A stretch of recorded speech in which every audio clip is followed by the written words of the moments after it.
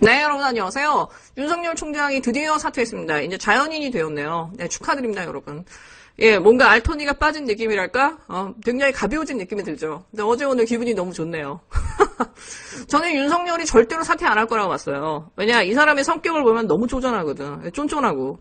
그러니까 이게 의심이 너무 많기 때문에 본인이 이렇게 만들어 놓은 이런 부작위한 일들, 이 검찰에 너무 많고 그것으로 인해서 본인의 적이 너무 많아요.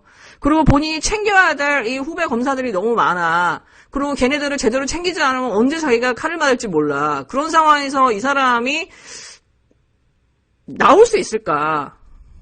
저는 제가 볼 때는 대구까지 가서도 이 사람 결정을 못했다고 봐요. 인터뷰나 이런 것들을 보고 있으면.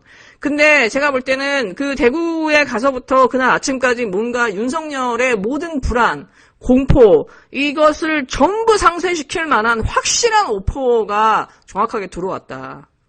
그 정점을 찍은 게 저는 대구라고 봐요. 자, 저는 이제는 윤석열이 이런 결정을 하게끔 이제 뒤에서 이 꼬드긴 세력, 이게 확실하게 오퍼를 넣은 이 세력이 윤석열을 설득하는 데 성공한 과정이라고 저는 보거든요. 이 하나의 퍼포먼스가. 야, 이 정도까지 보여주면은 너 어떻게 되겠니? 야, 시장까지 나왔고 너한테 꽃다발 주고, 야, 대통령 선호하고, 뭐, 온 언론들이 막 스포트라이트를 주는데, 야, 너한테 꽃글만 있어. 네가 설령 예를 들어서, 야, 대통령이 못한다 하더라도 너 대구에서 국회의원 할 수 있어. 너를 위해서, 뭐, 정치 컨설턴트고 뭐든지 다 붙여주고 우리도 올인할게. 1조든 2조든 다 쏟아 부어서 너 하나는 책임져 줄 테니까. 네가 맡은 사건에 다 책임져 줄 테니까 너는 그냥 무조건 나와. 지금 안 나오면 안 돼. 야, 검찰에 있는 거 다 잊어버려. 우리가 알아서 다 처리해 줄게. 걱정하지 마. 이렇게 해서 모든 불안을 상쇄해줄 그 어떤 확실한 오퍼 때문에 제가 볼 땐 윤석열은 옷을 벗었다고 봐요. 한편으로는 그런 생각이 들어요. 이 사람들은 과연 윤석열을 대통령을 만들 걸 생각하면서 이 사람들은 지금 이 짓을 하고 있을까? 제가 지난주부터 윤석열이 나와서 하는 행동을 보면은 언론에 의해서 끌려가는 그냥 무대 위에선 광대의 역할을 하고 있거든요. 그냥 한마디로 연예인이나 무슨 배우의 역할을 하고 있는 거고, 그 주변은 전부 다 엑스트라들인 거예요. 언론도 다, 기자도 다. 권영진까지. 이런 퍼포먼스들을 제시하면서 윤석열한테 나갈 수 있도록 꽃길을 깔아준, 클라이맥스의 정점을 만들면서 사퇴했다.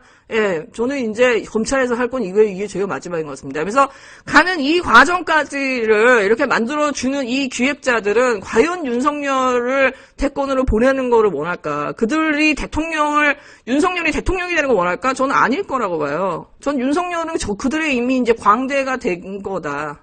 그 오퍼를 받은 순간. 그들의 마음은 어쨌든 간에 지금 이 윤석열이라고 하는 사람이 너밖에 없어. 이제 저쪽 대권도 없어. 너밖에 없어. 너가 이번 지방선거와 다음 대선에서 네가 어느 정도까지 역할을 해준다고 하면 그 사람 윤석열이 움직여주고 이 정권을 무너뜨리고 다음 정권이 최대한 일단 그 문재인 정권과 닮지 않은 정권이 들어오게끔 해서 그거에 불쏘시개로 써먹으면서 저들은 의원내각제로 가는 거. 대통령이 누가 되든 상관없고 자기들의 영구적인 어떤 그 기득권의 권력을 유지하는 게 쟤네들에게 중요하지 누가 대통령이 되는 게 중요한 게 아니거든요. 그 불쏘시개로 제가 볼 때는 윤석열을 이제 곰으로 낙점한 거죠. 네, 저는 제 성은 이름은 앙드레 윤으로 그냥 한마디로 연예인으로 이 사람을 이제 발탁했다라고 봐요. 근데 이 나라에서 윤석열한테 저 정도의 오퍼를 던져서 윤석열을 만들어줄 수 있는 한 3개의 세력이 있죠. 3개의 세력. 돈을 쏟아 부어 넣을 수 있는 세력. 모든 언론을 다 움직이고. 하나는 MB 쪽. 하나는 조중동을 하는 이 언론 권력. 또 하나는 삼성. 근데 제가 볼 때 이재용이 그럴 것 같진 않아요, 느낌에. 그렇다고 하면은 이 MB 윤석열이 작년 말부터 안철수의 최측근하고 대권에 관련돼서 접촉을 했다고 하잖아요. 안철수의 최측근은 MB예요. MB 쪽이잖아. 뭐 이태규를 포함한. 이런 사람들과 이 조중동이 결합했다고 한다면은 이 둘의 공통점은 뭐냐? 다시 말해 공통점은 친일이에요, 친일. 다시 말해서 일본의 극우들. 지금 이 상황에서 문재인 정부가 되면서 일본은 정말 국제적으로 그냥 판판 깨지고 있거든요. 뭐 렌저 교수까지 포함해야 모든 게. 일본 입장에서는 수조 원을 쏟아 부어서라도 이 정권은 무너뜨려야 되고 이 정권은 망가뜨려야 되고 이 정권과 비슷한 정권이 요즘은 절대로 안 되거든. 그러면 얘네들의 입장에서는 저런 사람들이 다시 이 문재인 같은 정권이 다시 탄생하지 않기 위해서는 의원대학제로 가야 되는 거예요. 그리고 이 정부를 빨리 무너뜨려야 되는 상황이거든. 지금 윤석열이 활기를 치면서 조국 사냥에 나섰던 그 시점이 뭐냐? 조국 장관이 일본을 비판하면서거든요. 그러면서 이 일본과 한국 사이에 이 일본에 대한 반한 감정의 프레임이 완전히 뉴스가 전환이 됐어요. 저는 계속해서 이게 떠올리는 부분이 뭐냐. 그럼 윤석열 주위에서 윤석열을 지금 서포트하는 세력들이 누구냐. 지금 윤석열을 끌고 가려고 하는 세력들이 누구냐. 그리고 그 돈줄은 어디 있냐 했을 때 지금 이 상황에서 이 정부를 무너뜨리고 싶은 가장 강력한 세력. 그러면서 돈줄을 갖고 있는 쪽은 저는 아마 그쪽일 게 아닐까라는 생각이 저는 아주 많이 듭니다.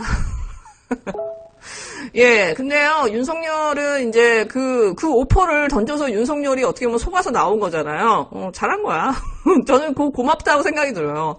윤석열이라고 하는 사람이 가지고 있었던 힘은 이 사람이 검찰총장이라는 직함, 그 검찰총장을, 예, 갖고 있는 그 힘을 마구 독재자처럼 흔들려서, 예, 검찰총장의 수사주의권을 전부, 예, 독재자처럼 휘둘러서, 언론의 스포트라이트를 받고 마사지를 받았을 때 이 사람은 가능한 거지. 하나의 자연인으로서 이 사람이 나왔을 때 이 사람이 과연 그만한 힘이 있을까? 제가 볼 땐 전혀 아니에요. 그리고 이 사람이 검찰총장일 때는 청와대도 민주당도 어느 정도까지는 살살할 수밖에 없죠. 왜냐? 이 정부에서 임명한 사람이니까. 근데 여러분 아시다시피 민주당의 힘은 막강해요. 민주당이 마음만 먹으면요 윤석열 쳐낼 수 있어요. 이제는 자연인이기 때문에 윤석열 예 민주당이 70년의 정당이에요. 이거 만만한 저게 아니야. 유시민이 얘기했던 것처럼 마음만 먹으면은 한 큐에 갈 수 있어요. 아니 제가 볼 때 민주당에 있는 여성계들만 나서도요 국진당이나 저기 정의당이나 저 윤석열 보낼 수 있어요. 제가 볼 때는 그 세력만 나서도 안 하는 거지. 근데 일단 윤석열이 진짜 이 배은방득한 게 뭐냐면은 대통령한테 알리지도 않고 언론에 먼저 포장했다고 하잖아요. 진짜 인간 정말 개차반인 것 같아. 근데 제가 이 사람을 며칠 전부터 보면서 제가 지난 방송에도 썸네일에 앙드레 윤이라고 그냥 이렇게 우습게로 넣었지만은 대구 방문 때부터 이렇게 보시면요. 그 전에도 약간 그 증상이 나왔지만 도대체 이 사람의 이마와 머리 때문에 이 사람의 말이 들어오질 않아요. 연말부터 너무 느끼고 그 저 사람 볼 때마다 항상 앙드레긴 선생님이 생각이 나는 거야. 너무 판타스틱해요. 막 이 생각이 나는 거야. 이 사람만 보면 말이 들어오질 않는 거예요. 근데 정말 이번에 이 대구서부터는 어저께 기자회견도 그렇고 너무 티가 나는 거야. 머리랑 이마랑. 그러니까 예, 조금 좀 예민한 여자들이 봤을 때는 윤석열이 난데없이 정치권에 들어와서 여기저기 이제 앞으로 인터뷰를 하고 이제 온갖 말폭탄을 쏟아낼 때 제가 볼 때는 윤석열의 사퇴와 등장으로 인해서 이 여권도 이제 대권 지형이 바뀔 것 같아요. 이제는 이 윤석열의 킬러들이 이제 급부상할 수 있는 이제 시간이 다가옵니다. 뭐 최강욱이나 추미애 장관이 대표적인 거죠. 왜냐? 저들은 그 윤석열이라고 하는 자의 민낯, 윤석열의 사단이 쌓은 성 안에 갔다 오본 사람들이거든. 그렇기 때문에 뭐 조국도 마찬가지고 그렇기 때문에 국민들은 추미애 장관이나 조국 장관에 대해서 느끼는 그 애정의 밀도가 다르거든요. 예. 빛이 있는 거거든요. 그 짠함과. 그리고 그 사람들을 몸 받쳐서 싸우는 사람들이거든요. 추미애의 시간이 왔다. 라고 봅니다. 어저께 제가 또 한 가지 되게 재밌었던 부분이 뭐냐면 윤석열의 퇴장과 더불어 나경원의 퇴장, 이 두 사람의 퇴장은 되게 뭔가 씁쓸했어요. 이 두 개를 지금 언론들이 주목하지 않지만 어떻게 보면은 이 NB를 정점으로 한 세력의 이 민낯을 대표했던 이 나경원과 윤석열이 어떻게 보면 동시에 예, 자발적으로든 다발적으로든 이제 나가게 된 거거든요. 오세훈은 예, 갑자기 부활을 했어요. 예, 본인도 예상하지 못했는데. 어떻게 보면 어저께 뉴스가 진짜 서울시장의 국민의힘의 이 후보가 예, 이변이 일어난 거잖아요. 예, 국민 여론조사에서 오세훈이 1등 했어요. 심지어 10% 이상 차이가 나요, 나경원이랑. 물론 조은희의 그러니까 표를 깎아먹은 것도 있지만 예, 나경원이 진짜 아들까지 군대 보내고 머리 똘딱 묶고 안경 끼고 화장 안 하고 막 아내의 맛에 출연하고 온갖 퍼포먼스를 하고 끝내 자기를 바보라고 하면서 짜장면값이 어쩌고 했는데도 불구하고 나경원이 갖고 있던 이 비호감이 극복이 안 됐거든. 제가 볼 때 오세훈이 막 스포트라이트를 받아야 될 때 이 모든 걸 윤석열이 다 묻어버렸는데 정점을 찍으면서 어떻게 보면은 이제 윤석열은 계속해서 이제 내려갈 수밖에 없지만 사실은 이제 그 윤석열과 더불어 이제 완벽하게 정치권으로서 정치인으로서는 이제 뿌리가 흔들린 사람은 나경원이에요. 제가 볼 때 어제 일생을 살면서 가장 스퍼 쓸 사람은 나경원이라고 봐요. 거의 멘붕이 왔다고 봐요. 왜 국회의원 떨어져 이제 당내 후보까지 떨어져. 내가 이 정도밖에 안 됐단 말인가? 막 이러면서 제가 볼 때는 어저께 나경원은 거의 멘탈이 나갔을 것 같아. 네, 멘탈이 나갔을 것 같아요. 뭐 당연히 윤석열을 이제 저기 해주기 위해서 나경원이 다시 또 정치 재개를 하겠죠. 그러니까 윤석열을 대권 행보를 보내기 위해서 이제 다 퇴출됐던 인간들, 뭐 황교안이나 나경원이나 이런 사람들이 다시 또 윤석열을 중심으로 해서 부활을 꿈꿀 거예요. 안철수도 마찬가지고. 진짜 저들의 다시 또 저질 향연을 봐야 되긴 하지만 제가 볼 때 어저께 가장 예, 슬펐을 사람은 나경원인 것 같아. 네, 정말 이 한 사회가 윤석열의 말대로 법치주의가 파괴되고 정말 자유민주주의가 제대로 작동하고 민주주의가 제대로 작동한다고 하면요. 윤석열 같은 검찰의 이 불행한 검찰은 나올 수가 없거든요. 나경원 같은 여자가 서울시장 후보로 나올 수가 없거든요. 박형준 같은 사람이 나올 수가 없어요. 다 감옥에 가 있어야 될 사람들이거든. 한동훈도 김건희도 최은순도 이런 사람들이 활개할 수 없고 저 사람들이 그 부를 누리고 예, 언론의 보호를 받을 수가 없거든요.